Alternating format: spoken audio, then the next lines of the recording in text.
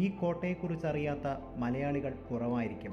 ഒരു തവണ പോലും ഈ കോട്ട കാണാത്ത പാലക്കാട്ടുകാരും കുറവായിരിക്കും. ആദ്യത്തെ എടുത്തു പറയേണ്ട മാറ്റം ഇവിടെ ടിക്കറ്റ് കൊണ്ടുവന്നു.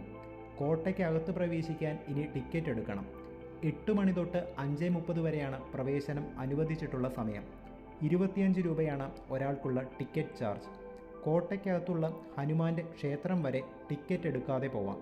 അതുപോലെ കോട്ടയ്ക്ക് ചുറ്റുമുള്ള നടപ്പാതയ്ക്കും ടിക്കറ്റ് എടുക്കേണ്ട ആവശ്യമില്ല.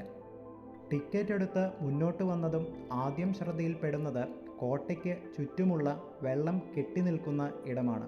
വേനൽക്കാലത്തും ഇവിടെ വെള്ളം വറ്റി കണ്ടിട്ടില്ല. ശത്രുക്കളുടെ നുഴഞ്ഞുകയറ്റം തടയാനായി ഇതിൽ മുഴുവൻ പണ്ട് മുതലകളായിരുന്നു എന്ന് കേട്ടിട്ടുണ്ട്. ഇപ്പോൾ ഈ വെള്ളത്തിൽ നിറയെ മീനുകളും ആമകളുമാണ്. ഈ കോട്ടയ്ക്ക് ചുറ്റും നടക്കാനുള്ളൊരു വഴിയുണ്ട്.